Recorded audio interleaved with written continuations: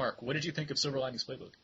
I really enjoyed it. I thought it was kind of at first in the film, I thought the script's sort of odd mix of mental illness and humor was a little off-putting, but as the narrative kind of wore on and the story took root, I really was engaged with these personalities, and I really think that Bradley Cooper and Jennifer Lawrence are giving probably two of the best performances of their emerging careers. I thought they were both really good, and then they're supported by a really great supporting cast: Robert De Niro, Jackie Weaver, Chris Tucker, Julia Stiles, and a few others.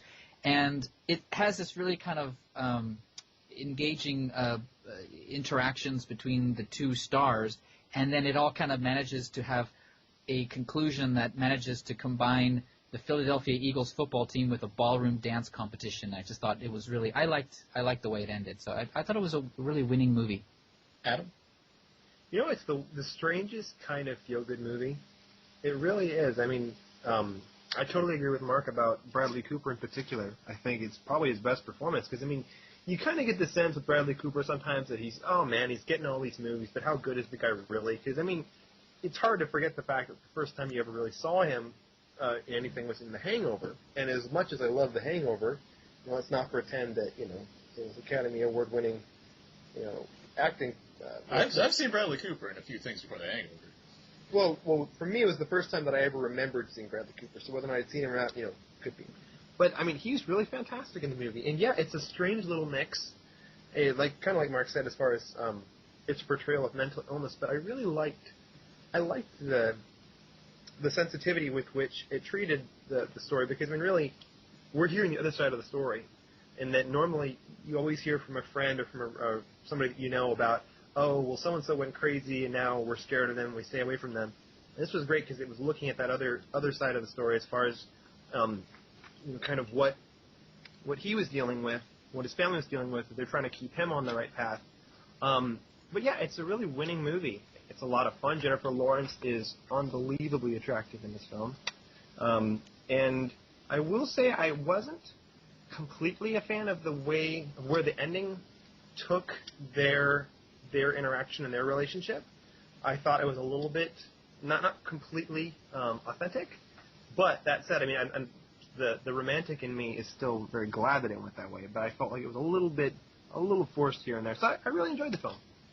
Yeah, I was on board with this movie all the way through. I really enjoyed what was going on with it. I've described it as this before, but I really thought of it as kind of a dark screwball comedy, like kind of modernized in a way. It just the way these characters interact, the humor, the kind of the dramatic bits that are going on, everything, the way everything came together, I really enjoyed. I really liked the performances a lot. Cooper and Lawrence, very good in this movie. Robert De Niro also doing like his best work in some time. I really love what the story was and how it handled that. I was in with the tone from the outset. I can see how it could be just the way it kind of sets itself. But it kind of just goes when it starts. It just kind of gets going already. It feels like it almost feels like you missed like the first 5 minutes of the movie the way it begins. But like it. I like that. I like how you just jump into the story and you just follow this character, Bradley Cooper's character, and just the way it all plays out. Did they ever tell you what he's suffering from? Yeah, you find out. He's suffering. He's undiagnosed bipolar. You learn that. Oh, okay. And what about Jennifer Lawrence? She's got her own issues, and I mean, okay. I don't need to spoil everything about the movie, but no worries. No, I'm just curious. She herself is unwell, right? Yeah, to an extent. Okay. They're both broken people. There you go. Ah. And they're trying to right themselves in various ways. And does the movie feel real per se? Like this is how a real situation would unfold with kind of this. Yeah, yes and no. I mean, there are bits that are fairly unbelievable that people wouldn't really behave that way, but at the same time, it's got a nice kind of refreshing look at mental illness because it's something that a lot of people deal with in a lot of ways. I mean, even there are certain characters in the film that they're not diagnosed with anything, but you really get the sense of, oh, so this person's got their own issues too. They act like, everybody thinks that they're fine, but, oh, this person has the same issues in a different circumstance. This person could have easily ended up in the same place as the Bradley Cooper character. I would say that it's unreal in the sense that the movie needs to have some sort of plot to conform to just so it has somewhere to go, but at the same time, there's these argument scenes between like Bradley Cooper and his parents, and just like particularly between him and Robert De Niro, and just there's emotion there that I really get caught up in. I think it's the way I think David O. Russell has a good handle on that kind of a knack for that kind of vernacular when people are how people really argue, opposed to saying like things that feel very scripted. They feel like honest arguments that have bits of comedy and bits of drama, and you can kind of feel that in these performances and in how it's kind of written. But like Bradley Cooper, he's playing this character where he says whatever pops into his head, and sometimes he says things that are really kind of smug, and there's some of these scenes are in the trailer, and it's meant to be funny, but at the same time he's acting this way because of his sickness. So it's sort of like we're meant to laugh at what he says, but at the same time it's sort of like, yeah, but he is kind of a character that isn't behaving like a normal person would. He doesn't know how to bite his tongue. I mean, he says whatever. It's hard to feel like when you're watching it, you keep wanting to think, dude, just calm down. It's okay. Right. But then you think about, well, he can't calm down. Right, and he has a trigger that sets him off, and you're kind of like, really? Would someone start acting like that just because of that? So sometimes you're not really sure if this is sort of these sitcom conventions or if this is really people who suffer. I assume people who do suffer from mental illness probably do have these triggers that set them off. I meant to ask you, Adam, yesterday, because we saw this movie together. Adam and I saw this movie together, but all three of you, I can ask. Did you guys like The Fighter? I forget. I did like The Fighter, yes. I loved it. Adam? Like The Fighter, don't love The Fighter. I feel like with David O. Russell, I feel like there's always something in his movie that's a little bit off. I think the film that I like the most, I think the most consistent would be Three Kings, because that's a pretty fantastic movie. But I think, like, for example, with The Fighter, Christian Bale is awesome. Yes, but absolutely I feel like agree. Kind of elbows and knees sticking out in odd places, like odd musical cues that go into odd sequences of Caucasian female violence in gangs. Adam, see, that's exactly Adam. That's exactly what I'm talking about, because I had issues with The Fighter based on the way that you have this, and I talked about this with Mark Johnson already, so I'm not sure how this is going to be ordered, but like the way that the sisters kind of play into it feels cartoonish at times. Yeah, very much. In comparison to the dramatic story being told, and yes, there's a lot of fun to be had with Christian Bale's character. At the same time, he's a drug user, and like there's things about it that I don't think match up tonally. And what I think David O. Russell did with this movie is he took that element out of The Fighter and made it a whole movie, and it works really well here. So I see. But I love those, like, seven sisters arguing. Did you know Conan O'Brien's sister is actually one of those sisters? yes, I will. Yeah. But yeah, it was fun, but I can see your point.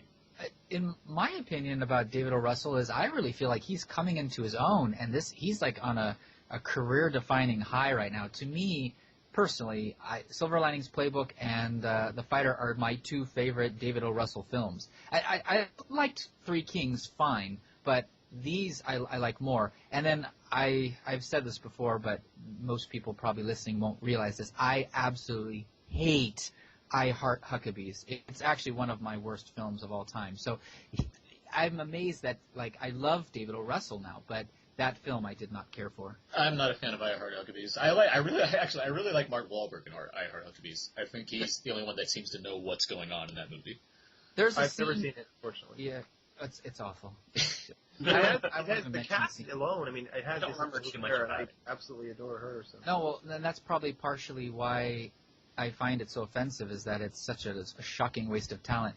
Actually, I Heart Huckabees had a really problematic and well-documented production, and there are even YouTube videos of David O. Russell and Lily Tomlin, where they didn't get along. And you don't know that when you're watching the film, but when I see those scenes, I can kind of think, I don't think he knew what he was doing, and now he does. But in this film, I think the film was too existential, and he didn't have a clear idea of what he wanted to do, and I think it's seen in these scenes with the actors that they're getting frustrated, like, I don't understand this film. That's why I think, like, Mark Wahlberg seems to be surprisingly the only one that gets what's going on in that movie. Right. He's doing.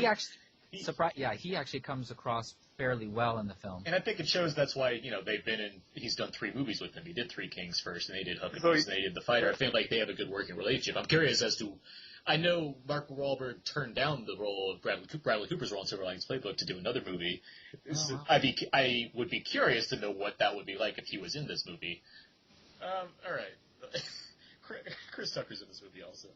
Yeah. And he's really good. He's fine. I thought he was fine, but it's almost like someone told him, and maybe you like this about the performance, but like someone told him, don't be yourself, just really reel it in. So I didn't really understand why he was cast, but yeah, he was fine. You're putting it to a point of anyone could have played this role again. That's almost what you're saying, and the fact he did play it, and he played it fine. And there's a great actor named Anupam Kher that plays Dr. Patel. Oh my gosh! He was erupting in theaters based on his character. What? Yes. He was awesome. The third. I'm just saying, best I actor. Forget Daniel Day-Lewis, everybody. This is all about this man. Big fan of. Who does Chris Tucker play in the film? He plays a friend of Bradley Cooper's who he met in the mental Oh, institution. okay. But what's funny about his character is that he arrives in the film, and every time he seems to have escaped from the mental institution. Oh, okay. So every time he arrives again on screen, you're not sure whether you're supposed to be like, oh, so he got a cab and headed over, or he escaped again. Like it's just this kind of. De Niro call him? Like De Niro calls him like the jailhouse lawyer. The jailhouse lawyer, yeah. And like it's like one thing I forget to mention all the time every time I talk about this movie, it's very sports heavy. It's not like you don't need to know sports to watch this movie, but it's very much about like Robert De Niro is in love with the Philadelphia Eagles. Like everybody in this town is in love with the Eagles, and like it depends heavily on like watching the signs and giving the good juju out for the Eagles and everything, and that plays a big part in the movie. It's just something I just don't tend to mention. It seems, but. I did like these aspects of it.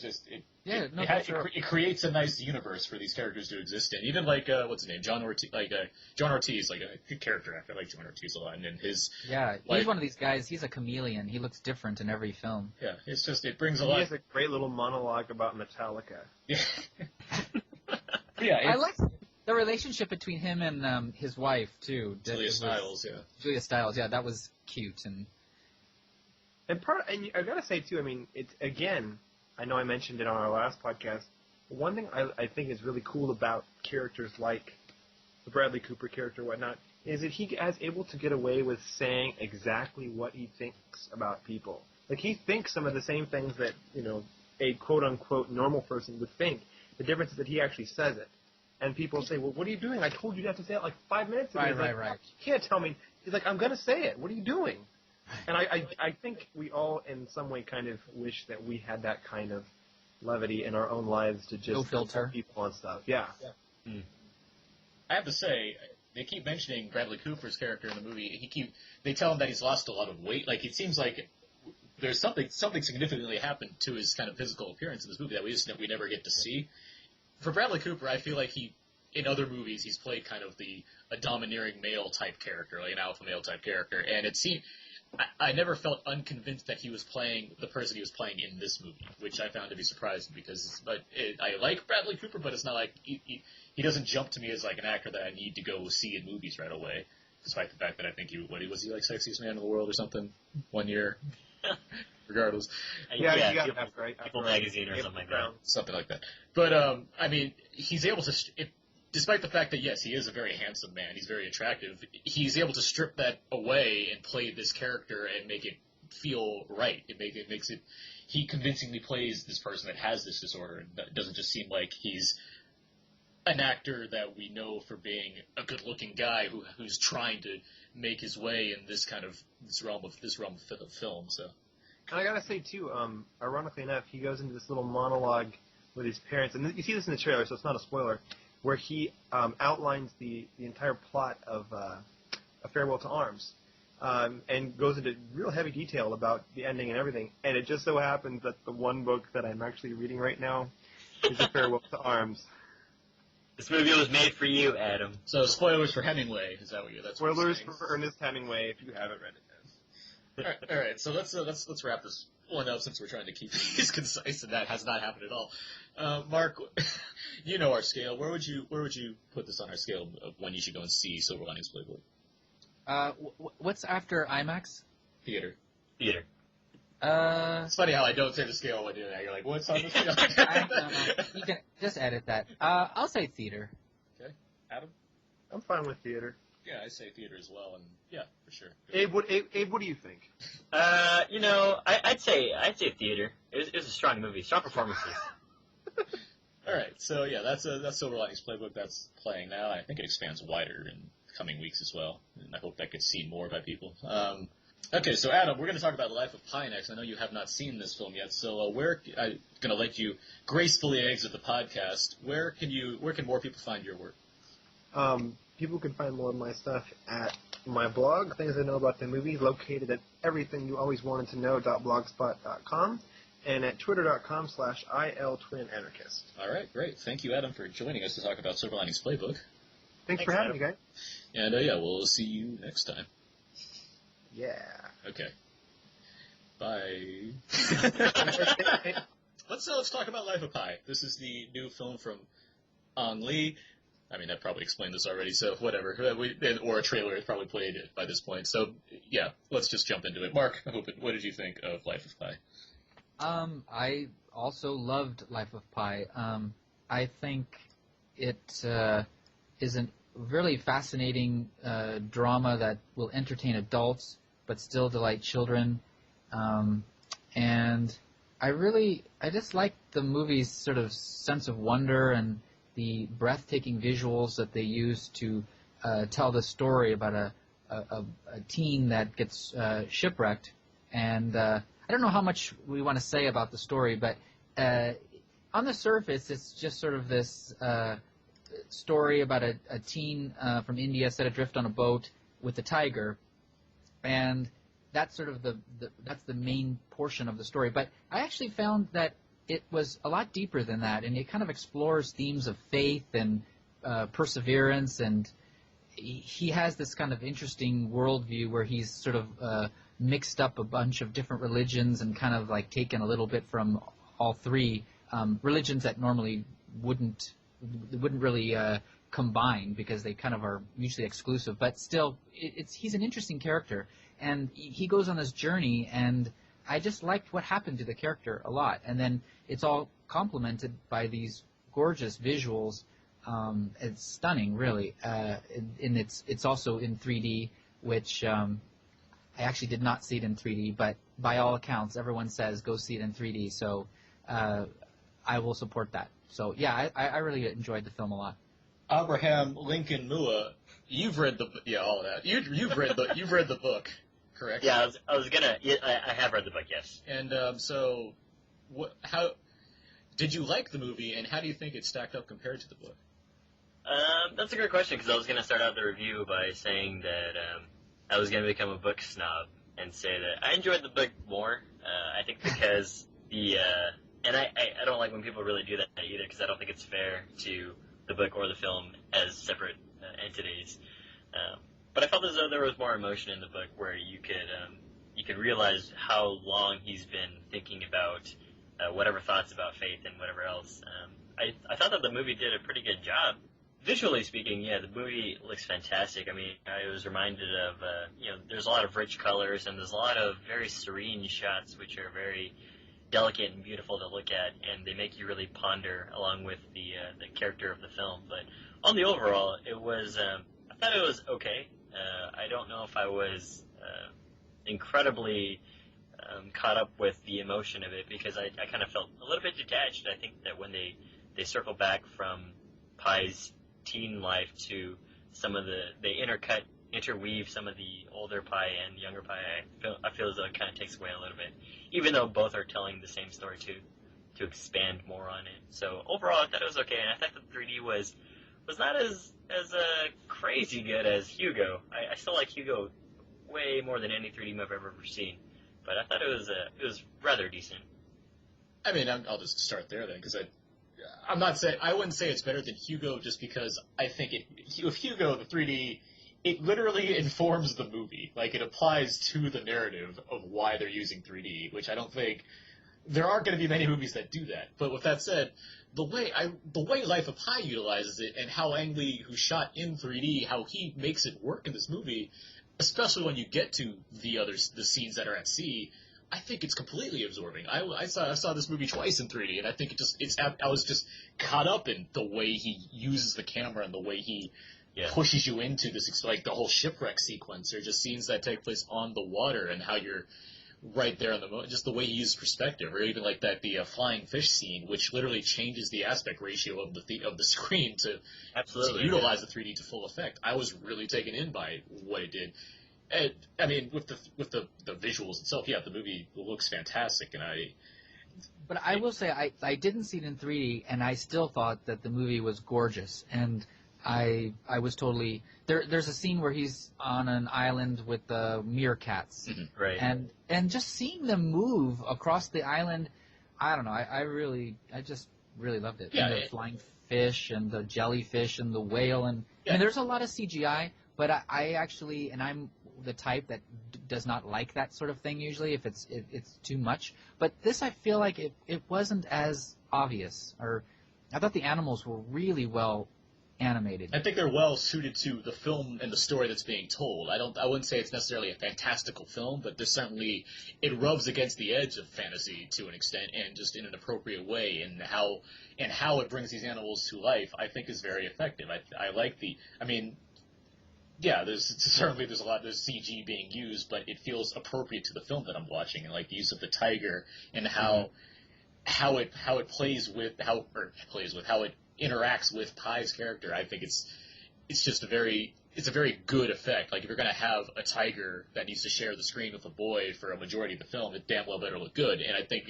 Lee's able to pull that off really well. I think that the people they use for visual effect, I believe it's the same people that were responsible for the effects of Chronicles of Narnia, among other visual effects heavy films. So it's that team of people and there's a lot of animals in those films. Right. And I think it works really well here. And, I mean, aside from that, I just really like this movie. I mean, I presumably talked about this already with Mark Johnson, but I do really like this movie. I think I don't seem to have as much of a problem with the bookending elements as a lot of people seem to. I really enjoy Irfan Khan's narration in this film, and just the way, when it does cut back to him, along with, was it Suraj Shah, the actor that plays Pi? The actor? The young Pi? The young Pi, yeah.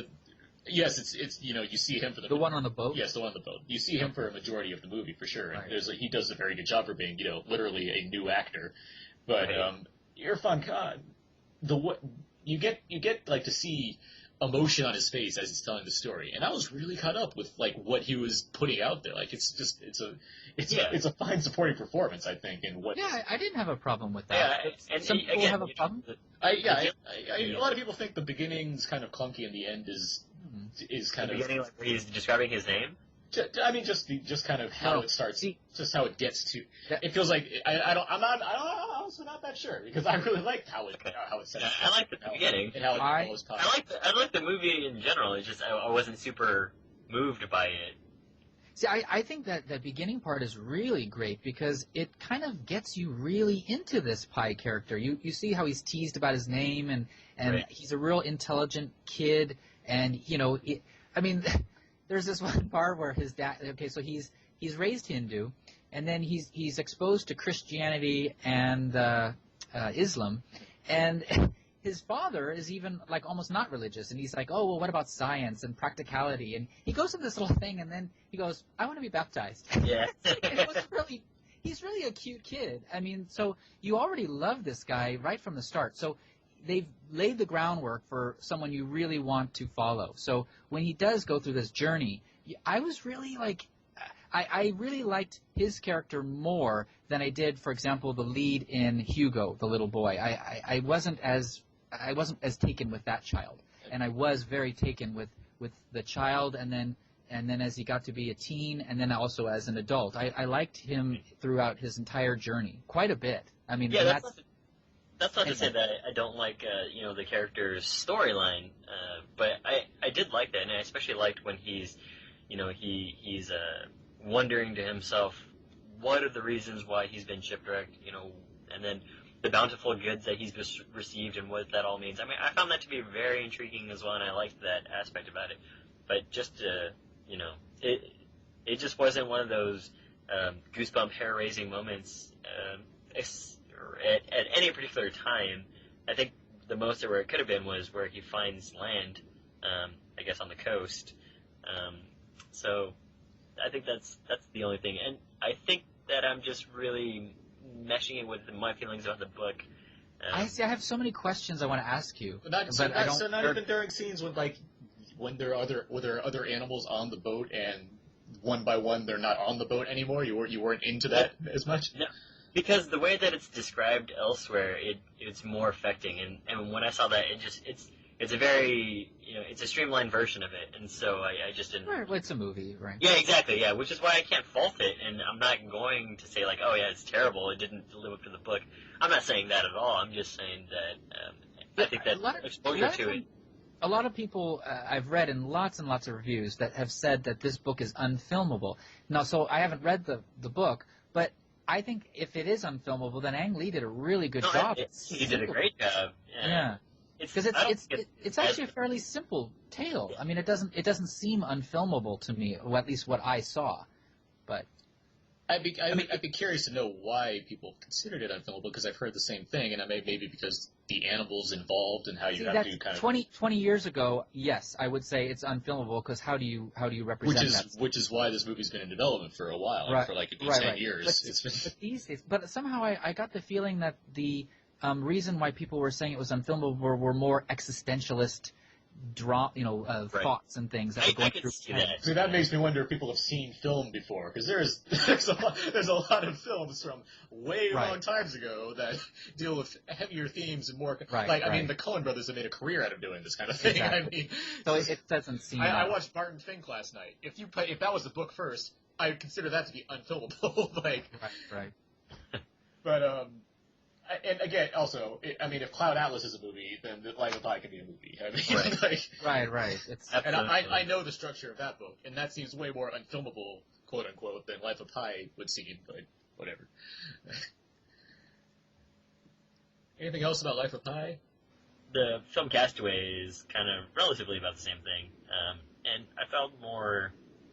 I guess I felt his plight more in Castaway than I did in Life of Pi. But that's not to say Life of Pi is not a good movie.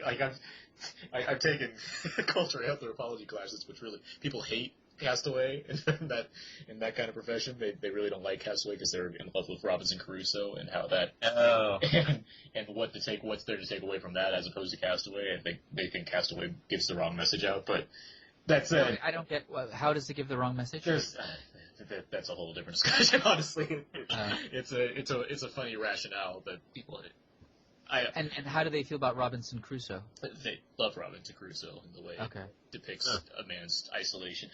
But it's obviously Robinson Crusoe is a reference for Castaway too. And they feel like Robert Zemeckis took away the wrong kind of messages from that to make Castaway. Regardless, Regardless, what I've been describing Life of Pi is like Castaway meets Big Fish. That's kind of that's actually because the way the story is told. Yeah, because there's a hint of fantastical mixed with the fact that you're on this stowaway. And another thing too about Life of Pi, it really reminded me a lot of the Black Stallion and this relationship that the boy has with this horse, and it's sort of that with the tiger. And I mean, the relationship wasn't very friendly. I mean, I guess the boy and the horse ultimately did become friends, and that does not happen in Life of Pi. But the horse was wild and crazy at first. They didn't get along. And I also loved the nature, the scenes of nature and stuff between the boy and the island, and then the same thing in Life of Pi. I just saw a lot of similarities between it. I mean, I love The Black Stallion. It's one of my favorite films involving an animal. So any film that reminds me of that film is going to be like really good for me. All right, so let's get to our rating then for Life of Pi, and same scale, IMAX theater, dollar theater, HBO TV. Just kind of forget about it. Mark Hoban, where would you put Life of Pi on that scale? I'd give it IMAX. I really loved it. Abe? I'd give it theater because I think people will take away different things from it, but it's visually stunning. Yeah, I would give it an IMAX too, because I really like the idea of people seeing this on a big screen in 3D and checking it out, and I'm very happy that it. I mean, this is a weird show, so I'm going to talk about the box office. Box office wise, this movie did very good, better than people were expecting to, It came in, like, I guess it's weird with the Thanksgiving schedule. It technically came in 5th place, but it made $30 million in its opening. That's good. Opening 5 days, and that's double what 5 days, that's double what Hugo made last year, and which is a very comparable movie, I think, because of it is a PG movie that families can go and see, but it certainly has themes that are more adult conscious than child conscious, even though it has like, hey, animals and animation and 3D and stuff. It's a movie that plays to families for sure, but I think it's a movie that will resonate with more of an older audience. That's weird, because I never felt like that it was a kids movie to begin with. I didn't think it was going to be a family movie either, because I thought that it would be the serious tone of it and kind of like the things that are the themes that are in it. I thought this was like more adult themed, and so I was kind of surprised when I walked into the theater and there were a good number of children there with their families. Because it's rated PG. Yeah, and I guess the idea of an animated tiger is appealing. Well, and I sort of said this in the beginning of my review, but I think adults and children will appreciate it on different levels. Yeah, the sure. kids might just take it at face value. Same with like the Muppets, for example. Right. There's jokes that they would never get, and there's sort of themes that are present in this film that children might not understand, but they'll still appreciate the rousing adventure story, and I actually appreciate it as on that level as well. But then there's also this other sort of symbolic things that you can bring to it. And with that, as much as certain movies make money that you think like, oh, that's not good. Why is that making so much? Don't underestimate audiences and how much they want to see a good movie. Like that's true. That is a takeaway, and that does happen year after year. You see movies that like you'd expect not to necessarily do well if you're trying to market it, and they do run away with getting money made. Like it happens, and I'm happy that Life of Pi is one of them. Before we end this, there's 2 movies I want you to talk about because we have not talked about them on the show at all. The first one is Flight. You saw Flight. Oh, yeah. How you feeling, man? Look like you pulled some kind of move up there, man. You saved a lot of lives. No control on my side. We got everybody in brace position. The way you landed that plane was nothing short of a miracle. Listen to me. Trim us nose down. The plane fell apart at 30,000 feet. We're gonna roll it. What do you mean roll it? Ready? Here we go.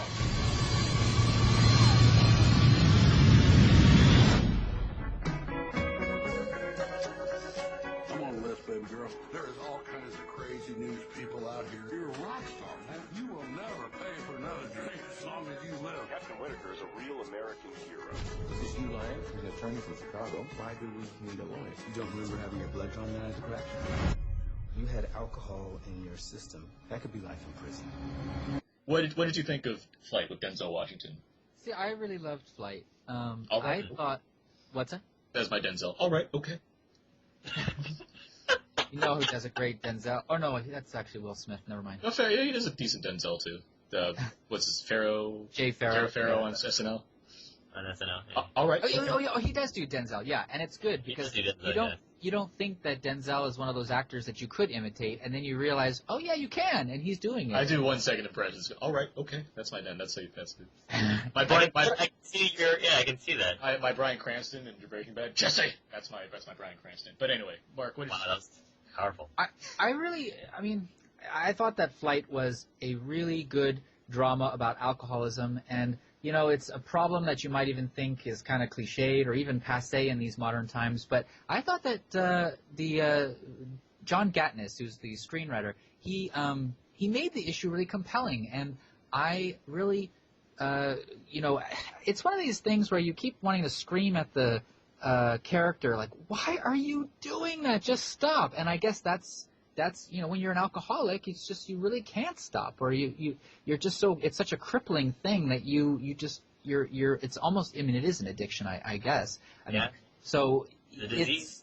I thought the movie really did portray that, and I also thought the movie had an interesting take on things. I mean, there was almost a part where they almost say that like he needs to take drugs so that he's lucid for this thing that he needs to do. They say that. They don't almost say it. They say that. They really say that. So I just actions actually do happen too. So it was, it was surprising, like some of the stuff. It wasn't your typical,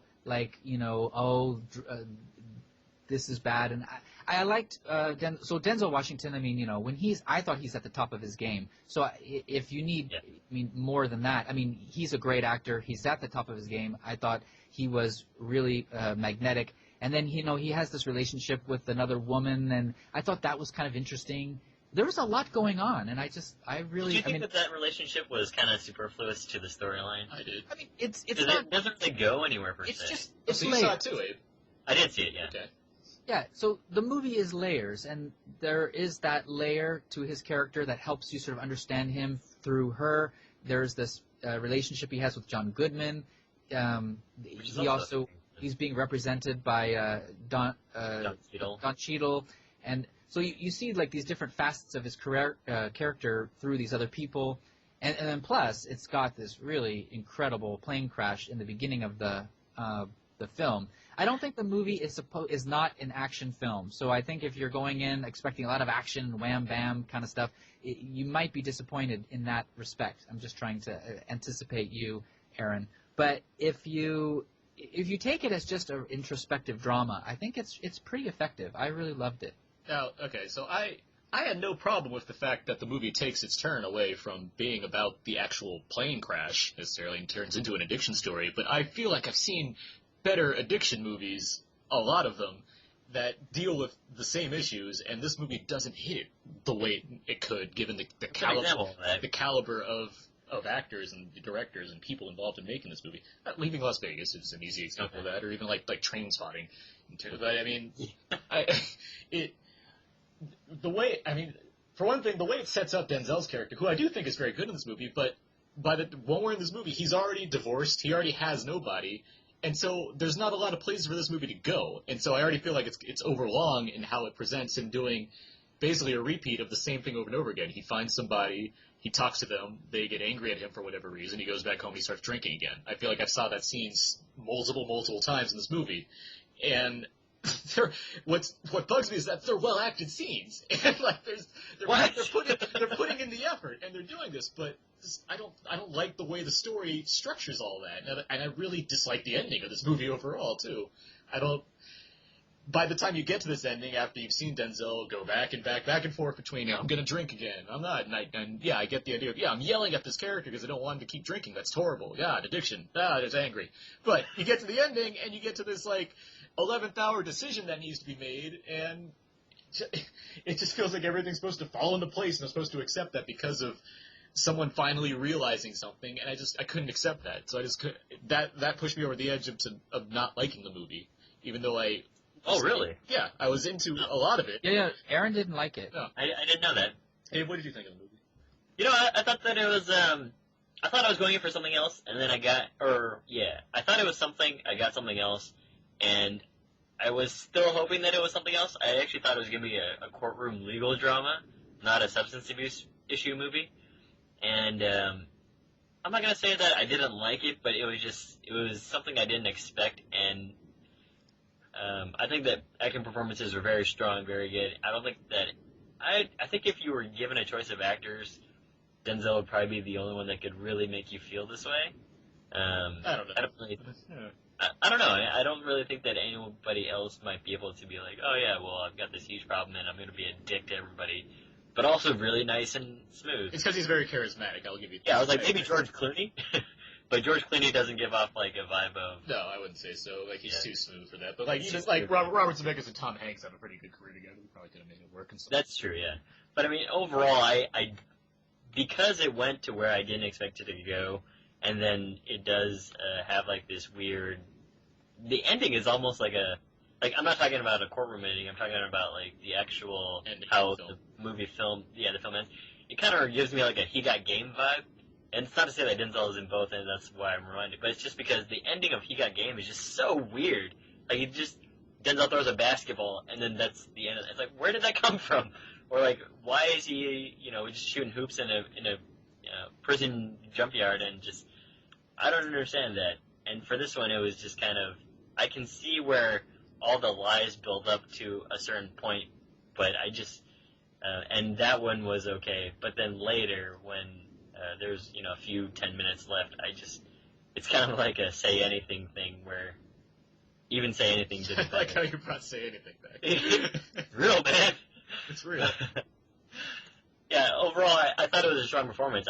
I don't know if it was one of the movies that is the best of the year. I guess it just really, I don't know, for whatever reason, it just really grabbed a hold of my interest, and I was really interested in, his relationship with this woman. Are they going to be able to represent, how are they going to represent him? I thought it was sort of an interesting take. I mean, it even kind of sort of suggests that even the drinking helps him land a plane. Like, I don't know, I'm not sure if they were saying that or not. I'm sure they weren't, because that would be kind of, but it was like, he was sort of this badass. I mean, he was like, you're the only one that could land the plane. And he was constantly drinking. He's a functioning alcoholic, yeah. He's a functioning alcoholic. Even the people on the plane, they seem to be aware that he's a drunk. And the guy, there's this really good discussion where he's at I think he's at a funeral, and he's talking to one of the flight attendants, and he's like, well, you're gonna back me up. And I just love this actress. I don't even know who she is. But I don't know her name either. But she was really like Tamara Tooney, and she was in Death Proof, I believe. Actually. Okay, thank you. And I thought that I just liked her read on the character and how he's like, you're gonna back me up, and she's like, I was there that day. I talked to the other flight attendant, and I don't know. I just liked the way that every scene in that film I liked. Yeah, so the performances are fantastic, and again, even the co-pilot, when he talks to the co-pilot, you're not even sure where the co-pilot's going with it, and all of a sudden the co-pilot's like, dude, don't worry about it. Like, nobody could have done it but you. I have issues with how the tone played with, like, the co-pilot, and John Goodman's character, who comes in late again. I agree with John Goodman's character, because, there's just very awkward scenes where he just pops up, and it's just, it kind of takes away from the tone of what they're trying to establish. And, they're the most comical scenes, but at the same time, it comes at times when I don't think there's going to be some comedy. Exactly, I agree with that. Which is like, look, there's a very serious issue that's going to come up right now. If you don't, shape up, we are screwed! And it's like, blazing Aerosmith or whatever, Rolling Stones. It's playing the movie's soundtrack consists of every song you've ever heard that involves addiction. That's the soundtrack of this. Yeah, and all of a sudden haha, this is the way we're gonna do it. It's like, I don't know if this is the best way, but at the same time, again, that's why it's great performances, but it's not the story that I was expecting. If it was all about dude, you're a drunk and we were trying to land this plane, and you know what? Here's all the legal stuff, and Don Cheadle had a larger role to play. I would be like, wow, this is a compelling story about addiction and about legal courtroom dramas, which I can really get into, but it wasn't that as much. And by the way, Don Cheadle killed the Tox Report. Yeah, he did. You know what? I had 3. I know you said that he keeps saying it. I didn't notice that. He said it like every other. He says it every time he's there. But it didn't bother me. It didn't. Yeah, I know. It's almost like the lens flares. That's exactly what it just didn't bother me. He killed the Tox. But I have a question. So there is some talk about a possibility of Denzel Washington being nominated for Best Actor. Yeah. Would that shock you? No, it wouldn't, and it wouldn't. Would it bother you? No, it wouldn't bother me. I think he's good in this movie. And again, I don't think I said this the first time. I wanted to like this movie. I went in really excited to see this movie. It's a new Denzel Washington movie with Robert Zemeckis back behind the camera of a live stream movie, and it has this amazing plane crash sequence in it, and then it gets to. Actually, your review for this film, surprised me probably more than anything I've seen this year. All right. Okay. So let's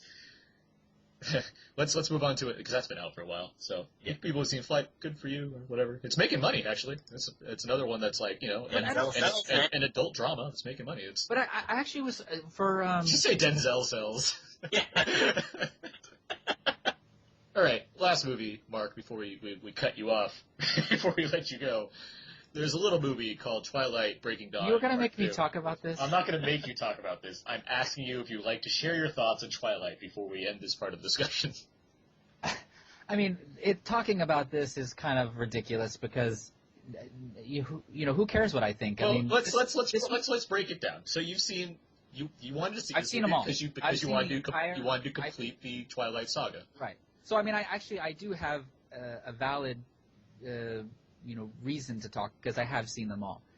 But this movie is for the fans. It's not for people who are looking for drama or storytelling or acting. They just want to see their characters that they know and love and see the film or the story come to a close. And it does come to a close. And there's a climactic battle and that's sort of, I mean, that's interesting, I suppose, but it's kind of silly. There's a lot of posing. Would you say Michael Sheen's good in the movie? Yeah. Michael Sheen was good. He's like he was in Tron also, and I really liked him in that, and sort of the same things that I liked him in Tron. No, but he adds. I agree with you, Mark. I liked him in Tron. Yeah. I like Tron Legacy more than others. Yeah. Oh, I love Tron Legacy. I like Tron Legacy. I just thought his character was just very ephemeral. It's so weird because of the rules of that universe. It's hard to understand how certain people can act when you're, a computer program. But let's move past Tron Legacy for a minute. Yeah. Actually, I will say Michael Sheen does give a performance, and he's the leader of this story. These group of vampires that kind of enforce the rules, and he speaks with a self-importance, and there's one part where he lets out this delighted high-pitched squeal that has more personality than everything that was said in the entire production.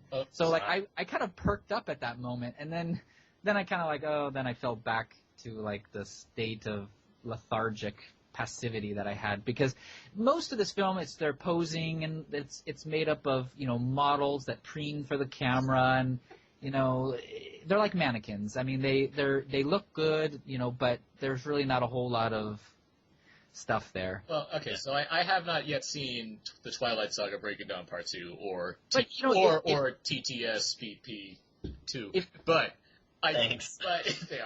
But I did tweet Red Dawn would have been better if it had a giggling Michael Sheen in it. So. Yeah, if you saw Breaking Dawn Part 1 and you enjoyed it, then you will enjoy this too. So it's a logical continuation of that film, and it does end. Does the chemistry between Kay Stu and Rob Pat sizzle?